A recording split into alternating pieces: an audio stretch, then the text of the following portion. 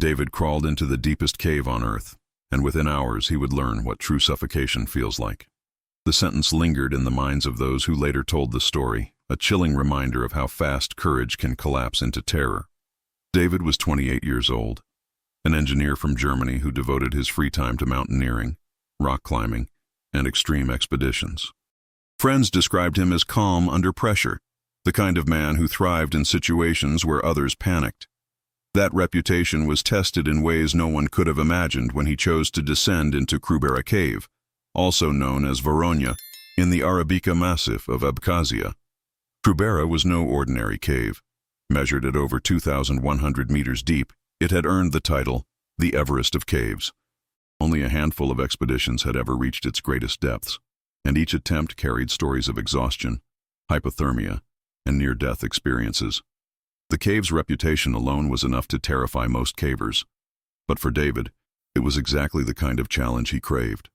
He arrived with a small team of explorers, some seasoned, others less experienced, all eager to claim new progress in the cave's twisting labyrinth. Their packs were heavy with ropes, harnesses, lamps, oxygen tanks, and survival gear. They laughed at the surface, sharing jokes to hide their nerves. But even as they adjusted their helmets and switched on their headlamps, there was a quiet weight in the air. Standing at the jagged entrance, David gazed into the gaping black void. Cold air drifted upward, carrying the smell of wet limestone and decay.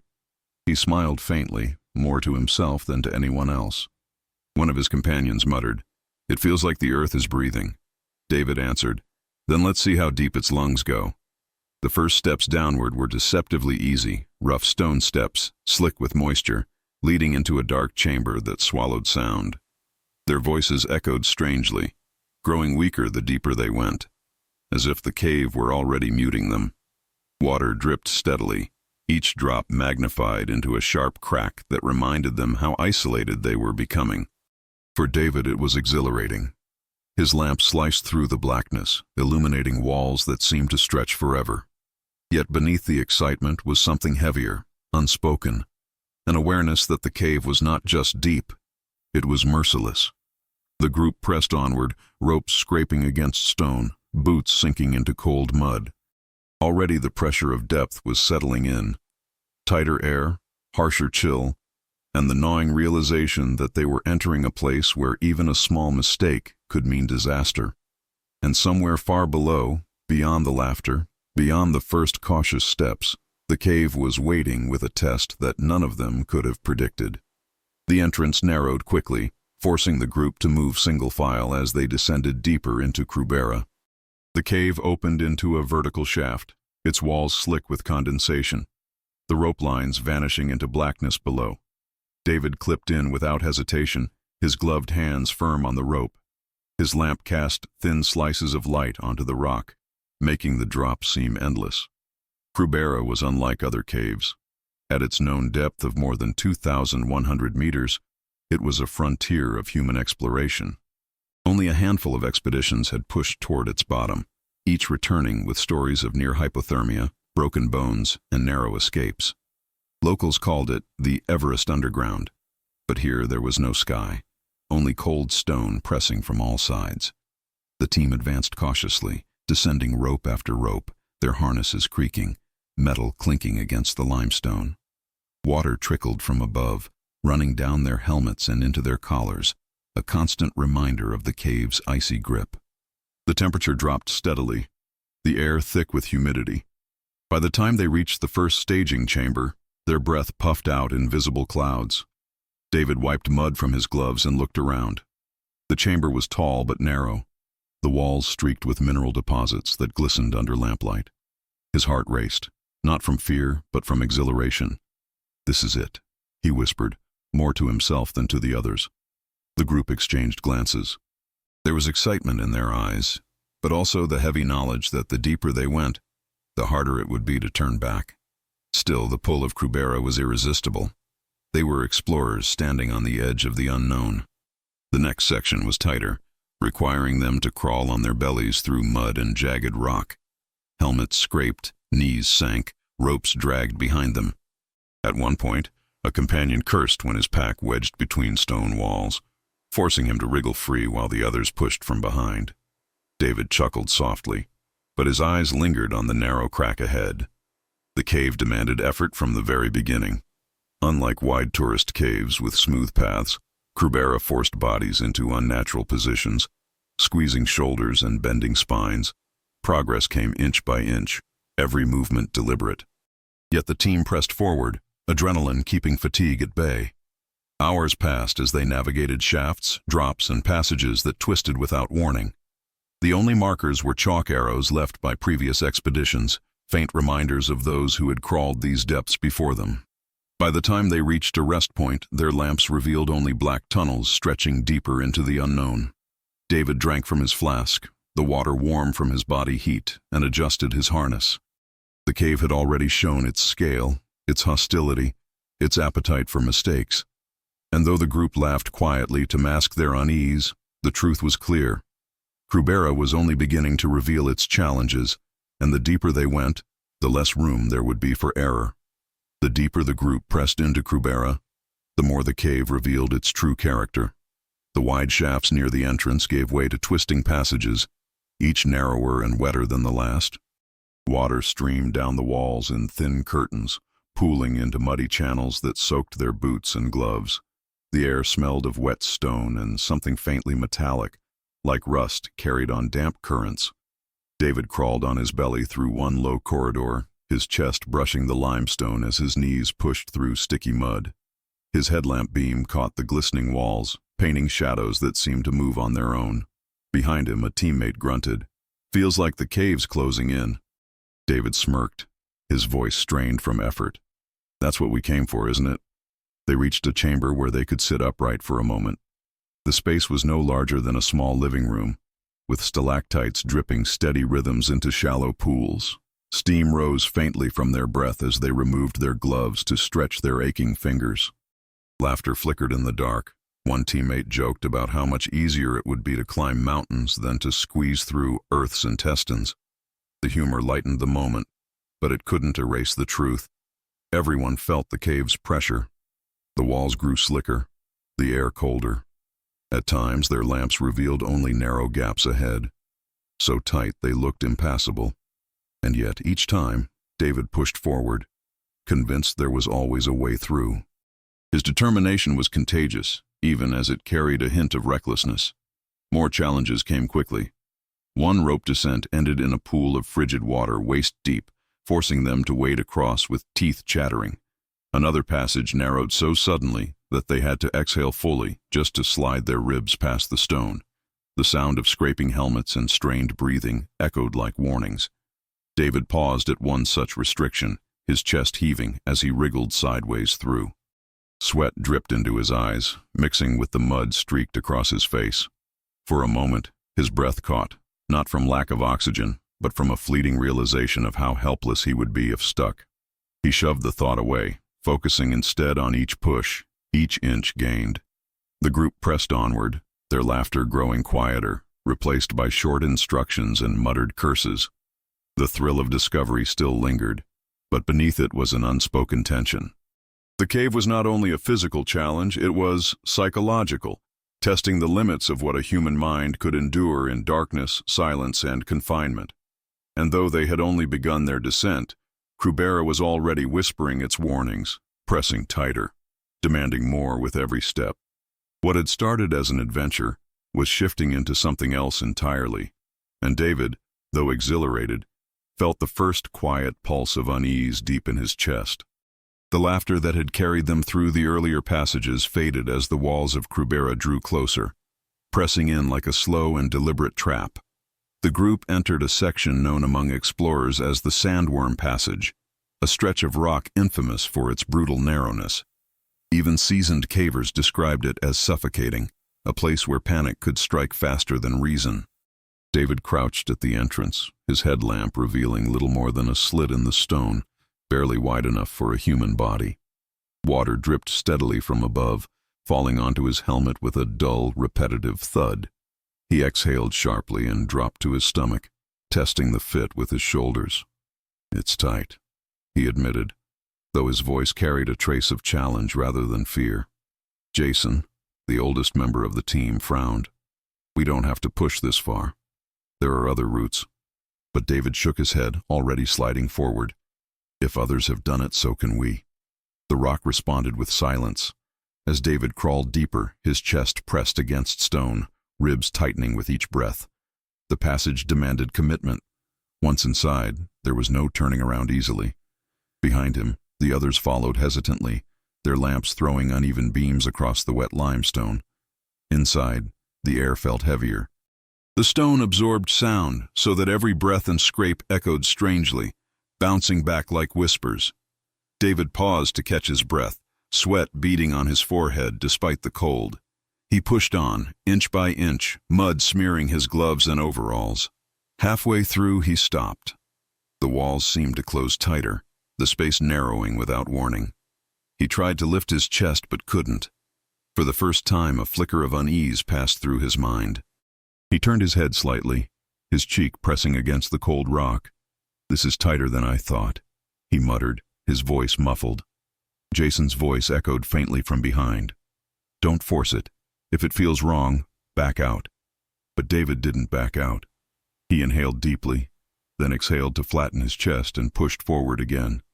The stone scraped against his ribs, his lamp clinking against the wall as he wriggled deeper. Each inch felt harder than the last. His breaths grew shorter, quicker.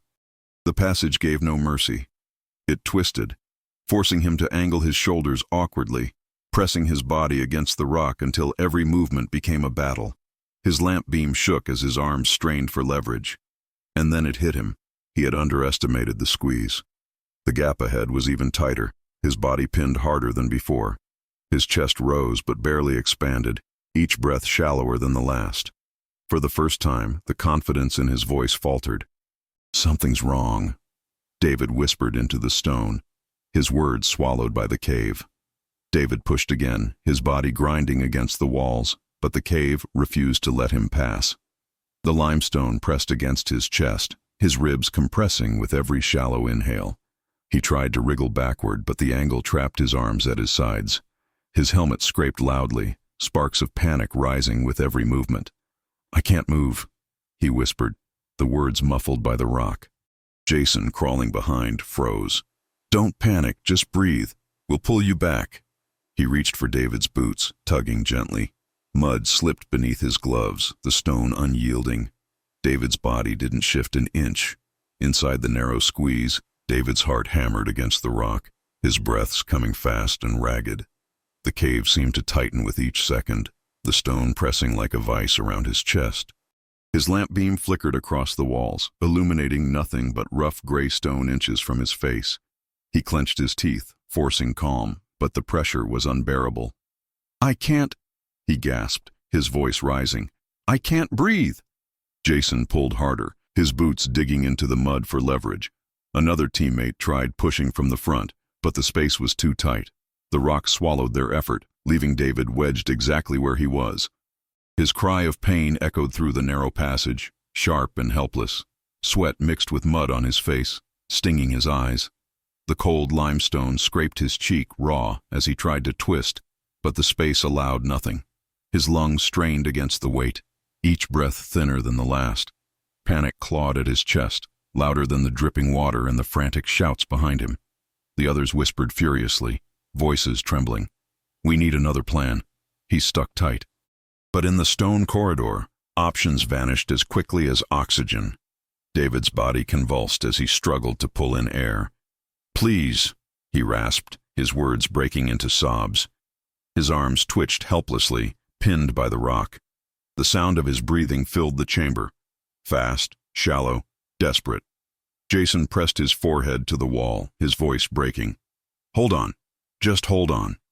But the fear in his tone betrayed him. The cave was merciless.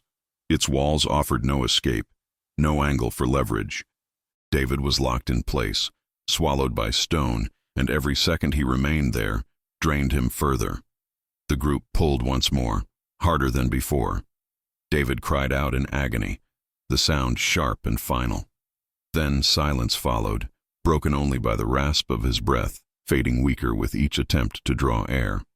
In the blackness of Krubera, the incident had begun.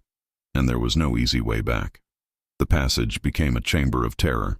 Every attempt to pull David free only deepened his agony. Jason and the others tugged at his legs, their arms trembling with effort, but the cave refused to release him. Each pull made David groan in pain, his chest squeezed tighter against the limestone. His breathing grew ragged, shallow bursts that echoed down the narrow rock throat. The position of his body, angled downward, arms pinned, forced blood to rush to his head. Veins bulged along his temples, his vision blurring at the edges. Sweat poured down his face, mixing with the mud streaked across his cheeks. The rescuers whispered urgently, their voices colliding in panic. If we push, it'll crush him more.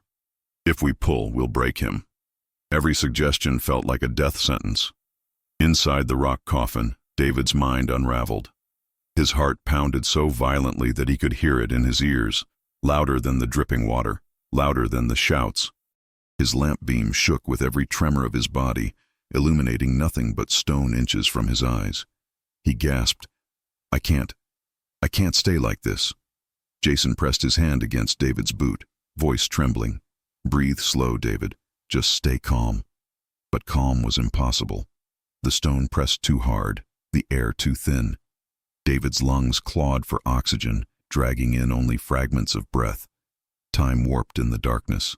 Minutes stretched into endless suffering. Each second felt like a countdown, an invisible clock ticking toward collapse. The rescuers' strength faded. Their gloves tore, their arms shook, their words stumbled. The cave was winning.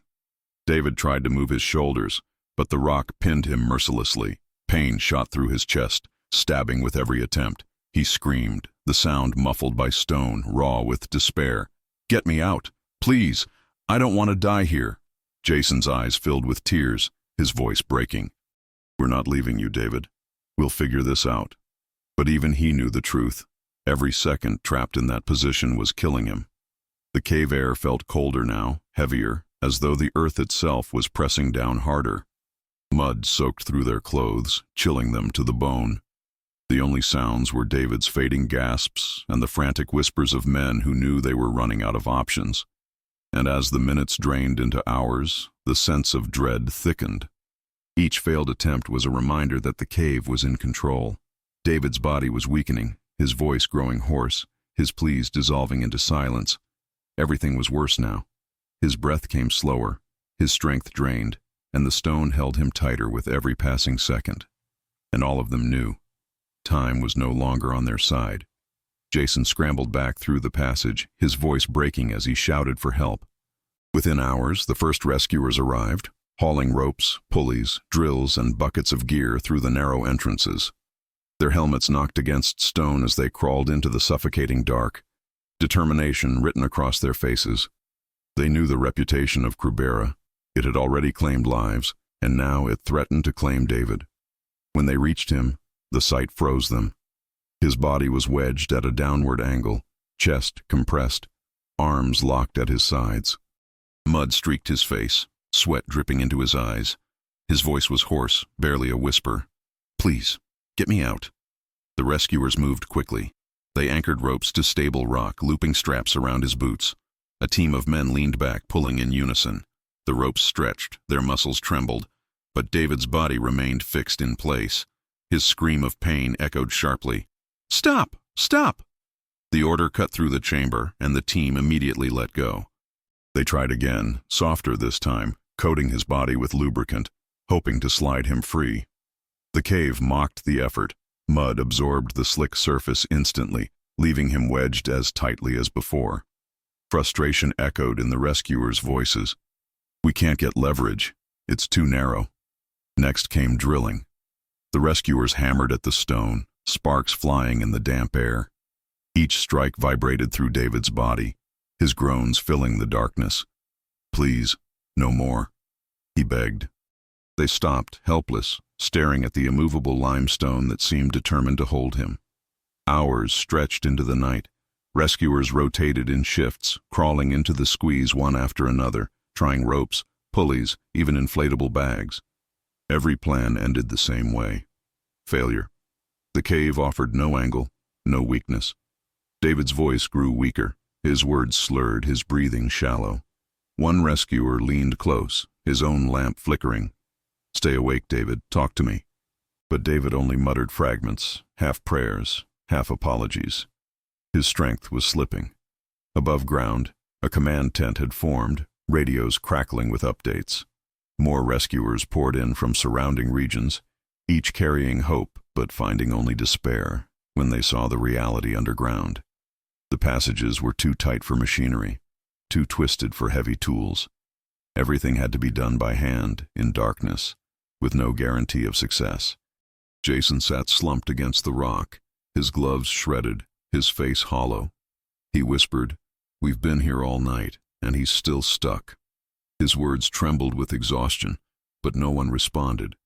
The cave grew colder, their lamps dimmer. Every sound, the dripping water, the rustle of ropes, the faint rasp of David's breath, felt like a countdown. And as the rescuers prepared another attempt, a heavy truth weighed on them. Hope was fading, and yet surrender was unthinkable. Krubera had given them no victories, but they still fought against the stone, refusing to let go. By the time the second night settled over the mountains above, deep underground, David was slipping further into agony. His body remained trapped, chest crushed against the stone, blood rushing to his head. His face was pale, his lips cracked, his voice little more than a rasp. Each breath sounded like sandpaper dragging across rock. The rescuers knew time was running out. They rigged a more complex pulley system, threading ropes through carabiners hammered into the limestone. Men lined the passage, pulling in rhythm, their boots digging into mud. The cave groaned with the force, dust raining down from the ceiling. For a moment, David's body shifted an inch. A flicker of hope spread through the chamber, until his scream shattered it. "Stop, please, you're crushing me." His voice broke into sobs, and the rescuers froze, horrified. Silence followed, heavier than the stone itself. Sweat dripped down their faces, their muscles trembling with exhaustion. One rescuer leaned his head against the wall, whispering, "We're losing him." David's eyes glazed, his headlamp beam shaking as his body twitched weakly.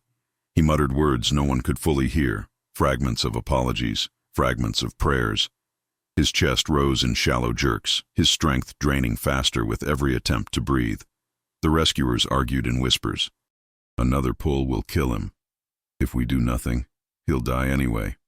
Every plan felt like choosing between two different deaths. Inside his stone tomb, David's world blurred. The walls pressed closer, the air thinned, the voices around him grew distant. He thought of the surface, the wind, the sky, the warmth of sunlight on his face. It felt impossibly far away, a memory slipping beyond reach. They tried one last maneuver, adjusting the pulleys, pulling with every ounce of strength. The ropes creaked, men shouted, the chamber shook with effort. David cried out again, his body jerking violently, then his voice faded into silence. The rescuers froze. The ropes went slack, their arms hung limp. The only sound left was the steady dripping of water from the ceiling, echoing in the chamber like a clock counting down. One man reached forward, his hand brushing against David's boot. There was no movement, no response.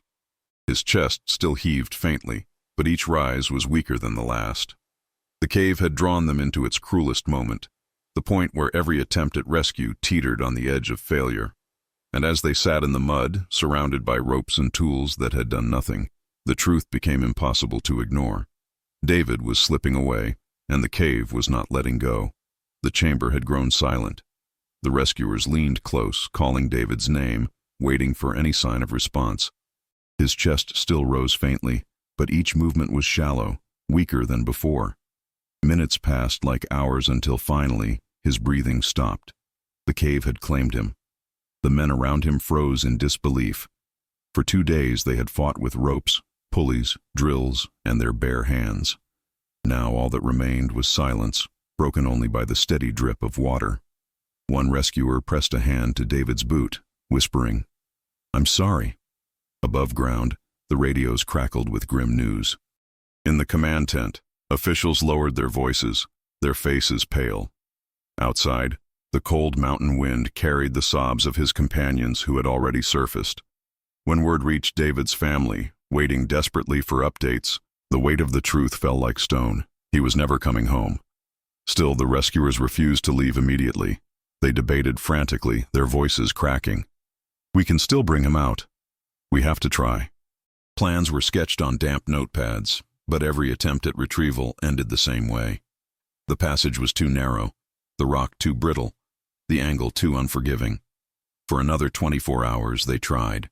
Ropes dug into their gloves, drills chipped at the limestone, pulleys strained against anchors. Nothing worked. Each attempt only drove home the brutal reality that the cave had entombed him. His body could not be moved without risking collapse and more deaths. The order came reluctantly. Retrieval was impossible. The rescuers, mud-soaked and hollow-eyed, sat in silence as the decision sank in. Krubera would remain David's grave. Outside, journalists reported the tragedy. Headlines across Europe carried his name, calling Krubera the cave that kills. Photos of his smiling face from the start of the expedition now accompanied stories of his final hours, stories of panic, desperation, and the fight that ended in silence. Jason, who had been closest to him, could not forget the sound of his voice echoing in the rock. "I can't breathe." The words haunted him, replaying in dreams, a reminder of helplessness in the face of stone. Krubera's depths had shown no mercy. The cave that promised adventure had delivered only death. And now, beneath 2 kilometers of earth, David remained, unreachable, part of the very mountain he had tried to conquer. Krubera Cave still holds the title of the deepest known cave on Earth, a place both feared and admired by explorers worldwide. But for those who knew David, it is no longer a frontier of discovery. It is a tomb. His body remains wedged deep in its narrow passages, forever sealed within the limestone that refused to let him go. The tragedy changed the way cavers spoke of Krubera. Once a symbol of human endurance, it became a reminder of human fragility. Guides now mention his story with quiet voices, emphasizing that no amount of skill, strength, or determination can overcome the earth when it decides to hold someone. "The cave doesn't care who you are," one rescuer later said. "It only cares how small the passage is and how long you can keep breathing." For David's family, the loss was more than a headline. They remember him as a son, a brother, a friend who chased the world's most dangerous edges with unshakable courage. They live with the knowledge that his grave lies thousands of meters below, unreachable, his laughter forever silenced by stone. His companions carry scars too. Jason, who heard his last cries, admits he still dreams of the moment David whispered, "I can't breathe." Those words replay like a haunting refrain, echoing through his memory just as they echoed through the cave. The guilt of survival lingers, an invisible weight he will likely carry for life. Krubera itself remains unchanged. Its passages are still cold, narrow, and unrelenting. Expeditions continue, though fewer than before, and always under the shadow of those who never returned. For every meter gained, there is a reminder. The earth takes what it wants, and sometimes it never gives back. David's ordeal is now told not only as a tale of death, but also as a lesson. It reveals the razor-thin line between adventure and disaster, between courage and recklessness. Caves are not simply places to explore, they are forces of nature, indifferent and unforgiving. In the end, his story is not about discovery at all. It is about respect for the earth, for the unknown, for the limits of human life. David entered Krubera seeking triumph, but instead he became part of its legend, a warning carved into the silence of its depths. And so the cave remains, dark and unyielding, holding him in its stone heart. David's story is a reminder that some places are not meant to be conquered. They are meant to be feared. Follow this channel for more true cave stories, tragic, haunting, and unforgettable.